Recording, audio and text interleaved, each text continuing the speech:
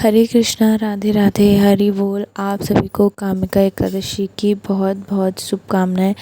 और आज हम सभी इस एकादशी की व्रत कथा और व्रत विधि को जानेंगे। कामिका एकादशी चतुर्मास में श्रावण कृष्ण पक्ष की एकादशी को कहा जाता है और इस बार यह एकादशी 13 जुलाई को है। चतुर्मास में भगवान विष्णु योग निद्रा में क्षीर सागर में चले जाते हैं। ऐसे में कामिका एकादशी का पूजन करके भगवान विष्णु को प्रसन्न करने के लिए भक्तजन कामिका एकादशी का व्रत रखते हैं और इस एकादशी का व्रत रखने से उन्हें बुरे कर्मों से मुक्ति मिलती है और मोक्ष की प्राप्ति होती है। जानते हैं इस व्रत का क्या महत्व है। बताया जाता है कि कामिका एकादशी अपने आप में बहुत खास और महत्वपूर्ण होती है। भगवान विष्णु 4 महीने के लिए क्षीर सागर में आराम करने चले गए हैं। आराम करने के दौरान भगवान विष्णु विश्व पर नज़र बनाए हुए हैं। ऐसा माना जाता है कि कामिका एकादशी के दिन भगवान विष्णु को तुलसी मंजरी चढ़ाकर पूजा करने से भगवान विष्णु बहुत ज़्यादा प्रसन्न होते हैं।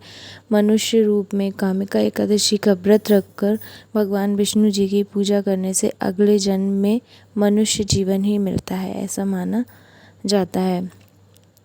आइए जानते हैं कि इसकी पूजा विधि क्या है।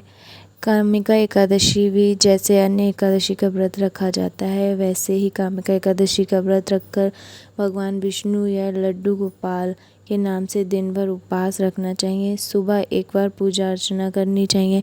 शाम को पुनः भगवान विष्णु की पूजा अर्चना कर तुलसी का पत्ता, तुलसी दल चढ़ाना चाहिए। इसके अलावा पत्रम, पुष्पम, फलम जो अन्य सामग्री हो वह भी भगवान विष्णु को प्रसाद के रूप में चढ़ानी चाहिए।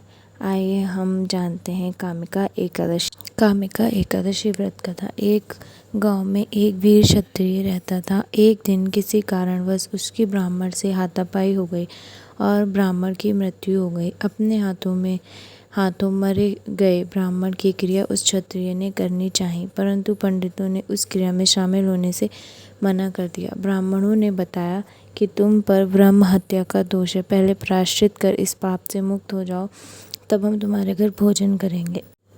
इस पर क्षत्रिय ने पूछा कि इस पाप से मुक्त होने का उपाय क्या है। तब ब्राह्मणों ने बताया कि श्रावण माह के कृष्ण पक्ष की एकादशी को भक्ति भाव से भगवान श्रीधर का व्रत एवं पूजन कर ब्राह्मणों को भोजन करा के सदक्षिणा के साथ आशीर्वाद प्राप्त करने से इस पाप से मुक्ति मिलेगी।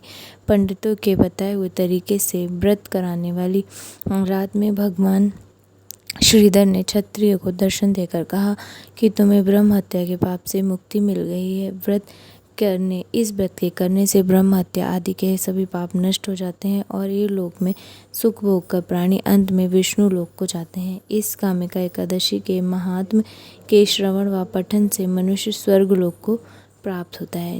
हरि बोल।